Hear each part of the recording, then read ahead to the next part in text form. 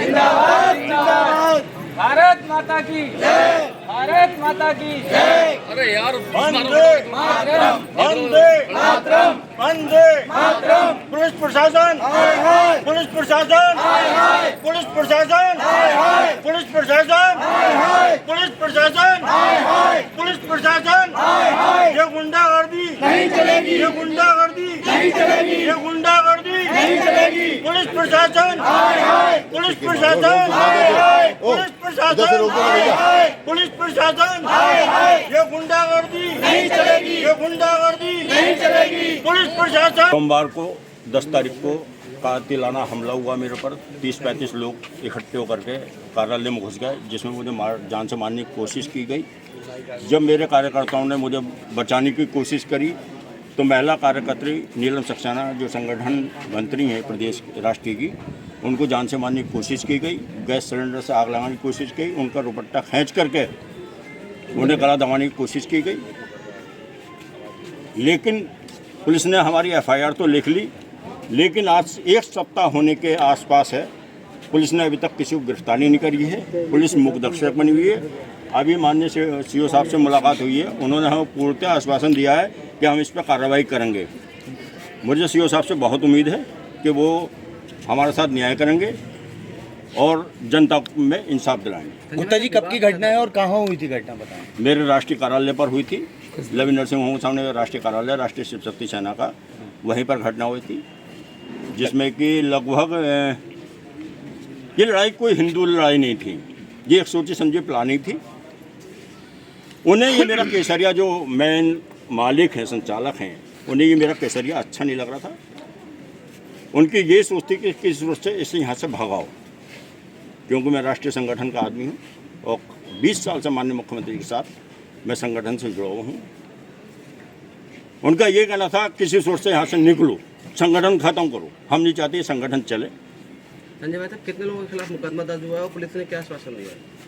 लगभग 5-6 लोगों के खिलाफ नामजद मुकदमा कायम हुआ है और लगभग 30-35 लोग जो थे वो अज्ञात थे, जिन्हें मैं मौके पर नहीं देख पाया, इतना समय नहीं था जो देख पाते। 5-6 लोग कौन है वो?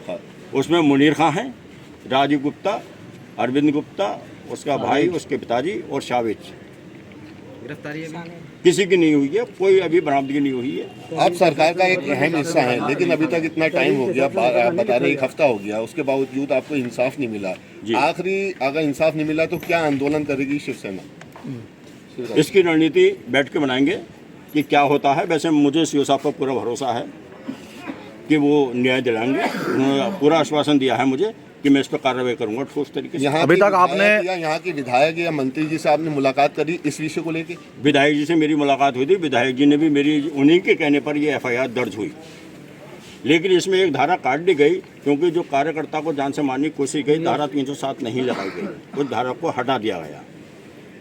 किसी का दुपट्टा यूं खींच के आग लगाओगे तो मारने की कोशिश, सिलेंडर से आग लगाने की कोशिश करो तो मारने की ही तो साजिश है। आपने अभी तक शासन में लिखा किसी को पत्र?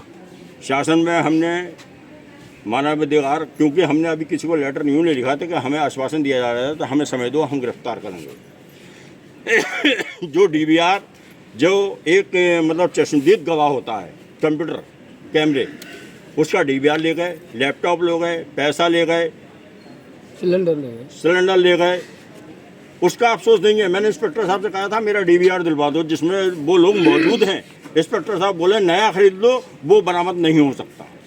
यानी कि इंस्पेक्टर साहब की जानकारी में ये बात है। क्या इस मामले में आपका पुलिस सहयोग नहीं दे रही है, मांग रही है? नहीं दे रही है। नहीं दे रही है। क्या आपको अपनी जान का भी खतरा है? जब मेरे पर अटैक हुआ तो जान का खतरा मेरा तो घर से, मैं तो एक तरीके से कार्यालय में कैद हो गया हूँ। सुरक्षा की दृष्टि से मुझे गेट बंद रखना पड़ता है कि पता नहीं कब लोग अटैक कर दें। प्रशासन उनसे मिली भगत चल रही है, इंस्पेक्टर साहब पूरी तरह से उनसे मिले हुए हैं। कोई अस्पताल में भर्ती है क्या? मेरा एक कार्यकर्ता 3 दिन से घर पर पड़ा हुआ है, गरीब आदमी है, मैं उसे देखने तक नहीं जा पाया हूँ। उसका अपेंडिक्स का ऑपरेशन हुआ था, उसके पेट में लाते लाते घूसे मारे गए। क्या अल्टीमेटम है पुलिस प्रशासन को अगर कार्रवाई नहीं होती है तो?